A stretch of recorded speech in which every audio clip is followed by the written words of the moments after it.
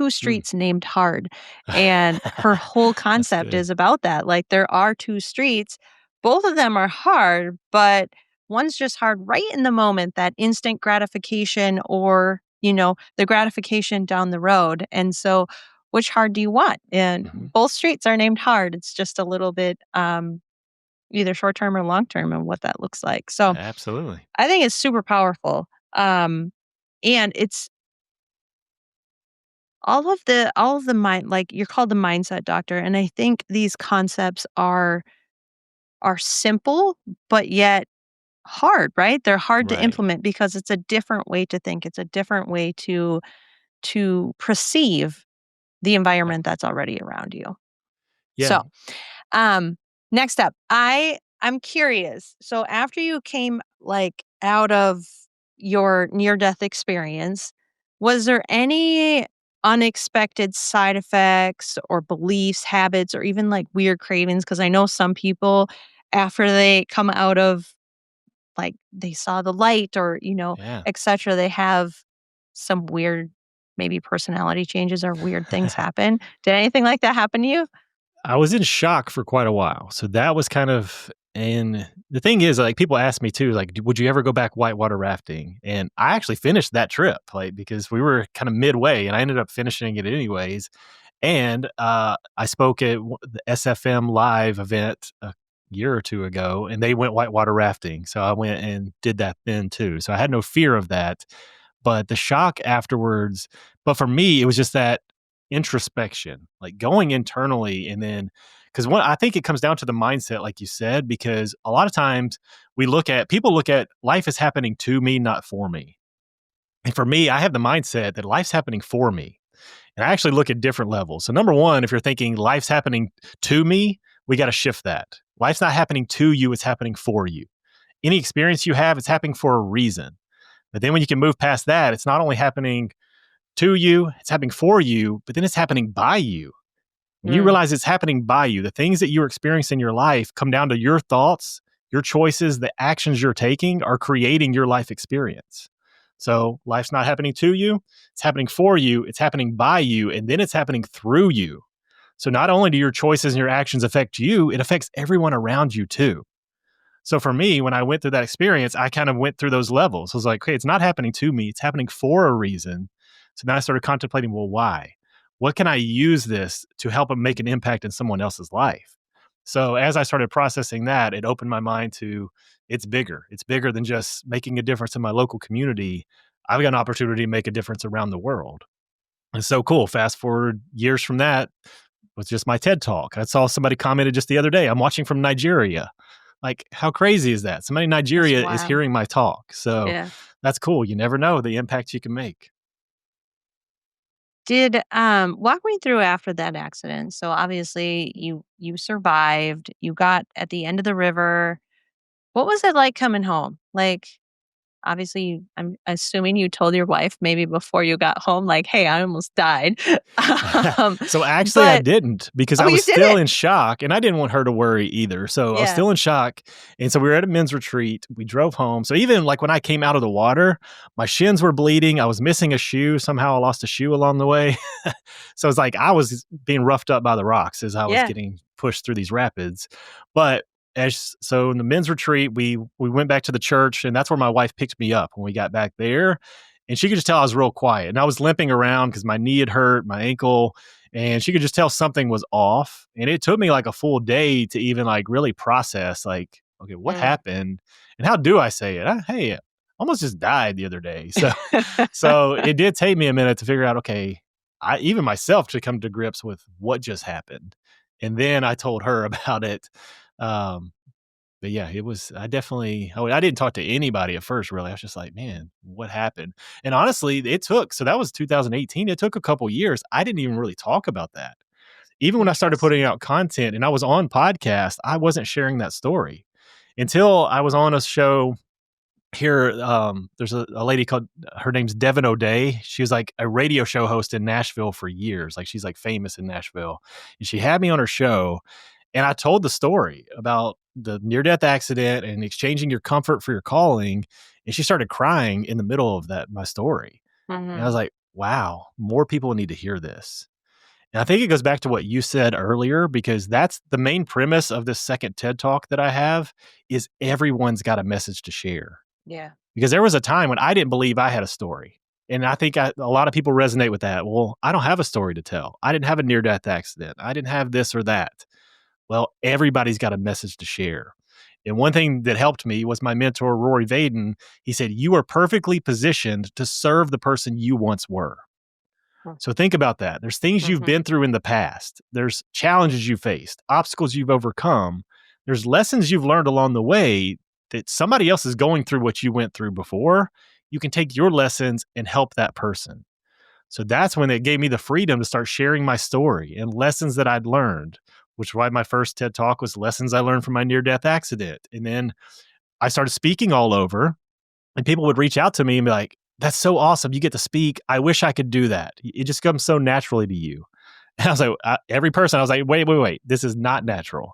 It goes all the way to from second grade. I remember that was my first time speaking in front of people and getting nervous and being laughed at, all the way through college when I had a panic attack during a speech and further anchored into my mind, you're not a speaker. You need to be quiet. Nobody wants to hear from you.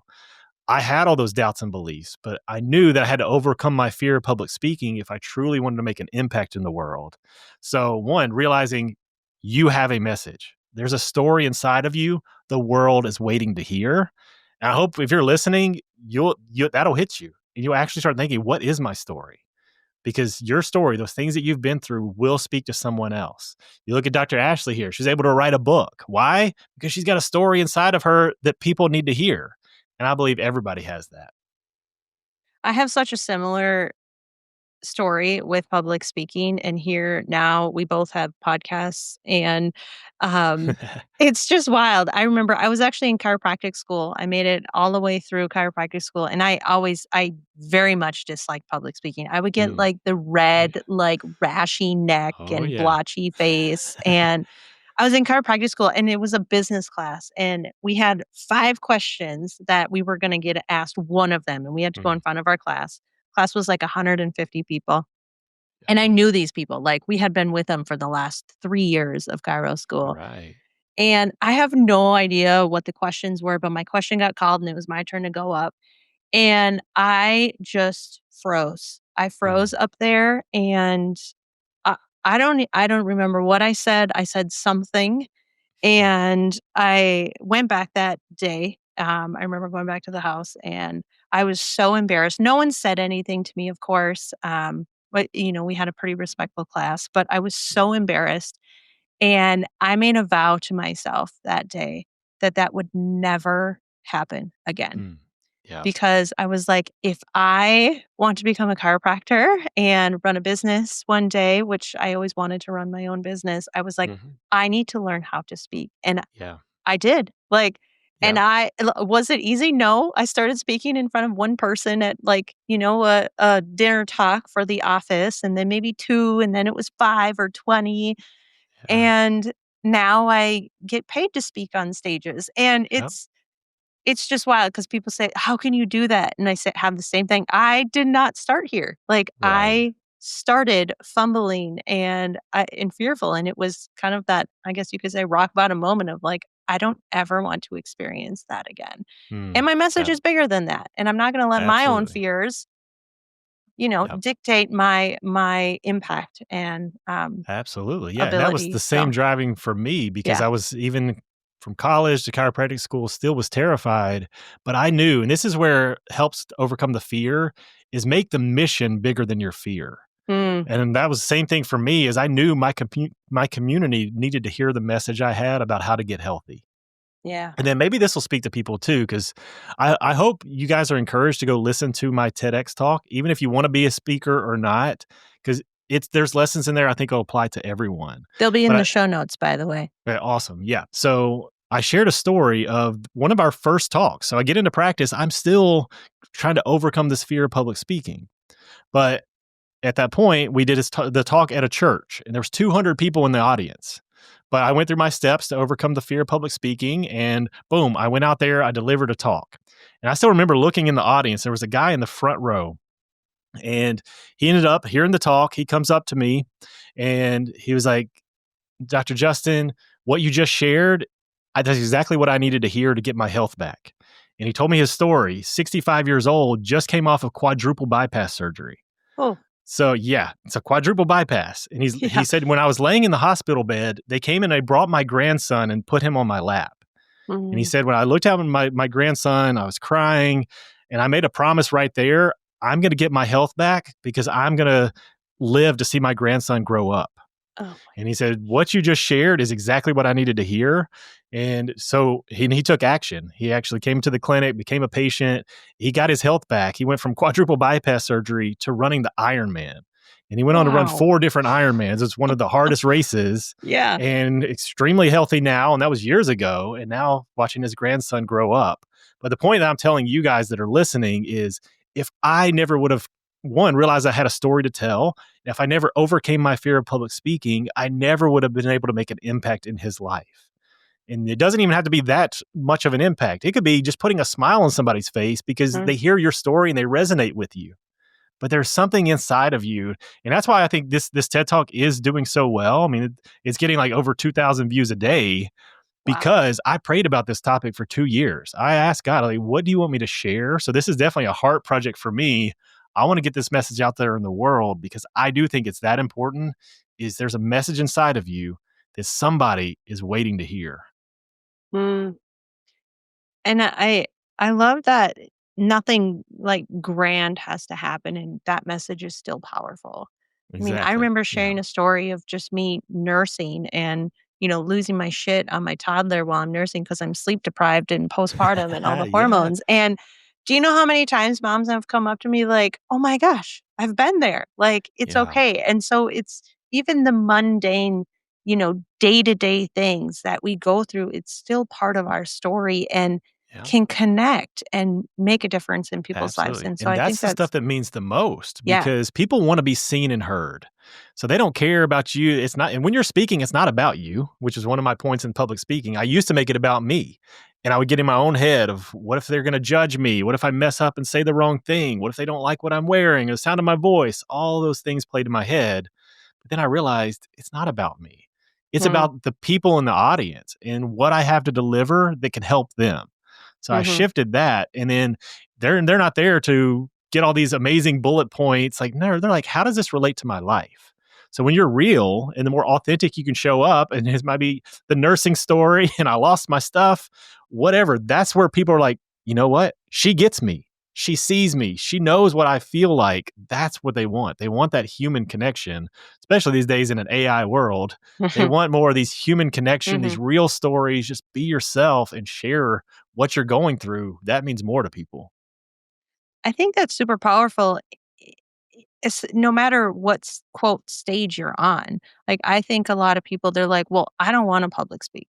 Okay, like that's okay. Yep. But how can you share your story at work? How can you Yeah. share your story maybe on, within your family or your relationships or your friends and get vulnerable and I always like say share your shit. Like the Yep. more vulnerable we can get, the more we're going to connect and that story is either going to bring comfort or connect in some way to that person listening. And so I Yeah. don't think it always has to be this like, there was 200 people in the audience. For Yes, we sure. can make a big difference there, but we can also in addition to that, you know, on your day-to-day basis like just start sharing yourself, share your heart Yeah. and that can trickle Yeah, and a just perfect like the example BJ of that Palmer quote. too. Yeah, and I shared that BJ Palmer quote in my TEDx talk. So if you guys haven't heard this, you never know how far-reaching something you may think, say, or do today can affect the lives of millions tomorrow. And here's a cool example because I did start speaking everywhere. So in 2024, I did 47 speaking engagements. I was Wow. traveling almost every week, speaking in different states, sometimes different states in the same week. It was awesome because it was cool. People paid me money. I get to speak, and this is my heart. I love what I'm doing. But the reality is, I was on the road a lot. Thankfully, my wife was able to travel with me. But you don't have to do all that. You don't have to travel and stress and create new presentations for different groups. You can just pick up your phone and talk. There's people Mm, on the other end in social media. Too much social media can be used as a negative thing, but can also be used for good. And that's Mhm. really how I started. I just picked up my phone and just started talking, telling the stories, telling the lessons I learned, sharing the real shit like you talked about. That's what people care about. You don't have to leave in even the comfort of your own home. You could be walking around your house, you just walk outside, share your heart. And you don't have to be on the road. You don't have to get in front of a stage of room full of people. Mhm. Just share it and remember. And some people get nervous because they share, oh, think about people watching. Don't think about that. Think about the one person, which is another one of my points in my TED talk. I made it about the one person that could take this information and they apply it to their life could completely be a game changer for them. So that's when you show up. You think like, man, like Ashley shared earlier. What if there's another mom who just needs to have permission? It's okay to lose my shit. So they need to be seen and heard. So that's who, when you're telling that story, just think about that mom that's going through that too, or whatever your story is. Just think about that other person that's going through that. That's who you're talking to, and man, that's going to resonate. Yeah. So much truth. Just truth bombs after truth bombs. I love it. It's you guys got to go listen to his TED Talk. Everything he's saying are wrapped up in a pretty bow because that's what TED Talks do. They are so good. They're one of my favorite. I have a app and you can just like listen to those 10 to 20-minute nuggets and quite powerful. Okay, Justin, what do you want Mm. moving forward in the future? What does life look like? I'm going to Yeah. ask you the question that you ask. Yep. So, and it's so cool. It's actually came full circle for me because I went from running the clinic with my wife to now I'm getting all these opportunities. So I wasn't in the clinic at all for a few years to now I'm still not in the clinic day to day, but everything I've learned from putting myself out there, shooting content, building a personal brand, I'm actually leveraging that to help people back in our clinic. So I'm Hmm, putting out content that's local to help people drive people to our clinic so they can get the help that they need. And again, I'm not having to travel and be all over the world. So a lot of the speaking now, I'm saying no to a lot so I can be home more and say yes to the right opportunities, but then using my brand and my presence to build the clinic, like that's been really cool. that's so neat. That is full circle. And I think there's a powerful message in there of saying no, which Yeah. is probably not the easiest thing to do coming off of kind of your tour, I would call it, like your Oh yeah. speaking tour. But you want to touch on that? Yeah, because it's the same thing with the hard. It's easy to say no to the hard things and just do the easy stuff. But what about when you're getting all these awesome opportunities that are really cool? Mm, And I do believe there's power in saying yes and showing up. And for a season, like I'm so glad I went through what I did because that's what I wanted. Like that's what I wanted to be, professional speaker, getting paid, traveling all over, and I lived that life. But it also let me know I don't want this long term. sure. So it gave me the freedom to say, you know what, you can change your vision because the vision, I was like, man, I could do this for years. Like these people are cool and the impact you can make. But then you get in it and you're like, man, it's not really what I thought it was going to be. Mhm. So it gave me a new perspective. So then I can shift the goal and be like, you know what, I don't want to continue with that. What does that look like? What's the new vision? So give yourself the freedom. Some people are set on a vision they set 10 years ago and they never even thought about it again. Like you're like, okay, you wake up one day like, well, I built something I didn't even want. So always reflect on where you're going. So that kind of brought it back for me. I was like, no, I'm going to say no more so I can say yes to the right things. And it goes back to the hard. There's still hard streets, but I get to actually choose and say, I am going to say yes to this one on purpose and be intentional with it. Choice. Hard, hard. All comes down to choice. If you could have dinner with your pre-accident self, what advice or roast would you dish out? Ooh, I would tell myself then you're holding back. There's so Mm, much more potential inside of you that you haven't even realized yet. And even looking back then, if you would have told me then, like one day you're going to be a TEDx speaker or even a two-time TEDx speaker, I would have said there's no way. Because I looked up to people like Simon Sinek, his TEDx talk mm, that went viral. He just shared yep. start with why, such a simple concept that made a huge impact in my life and so many others. And other people like that I'd watched. And I was like, but for me, still struggling with the fear of public speaking and things like that in my past, I was like, that's never for me. Like I couldn't do that.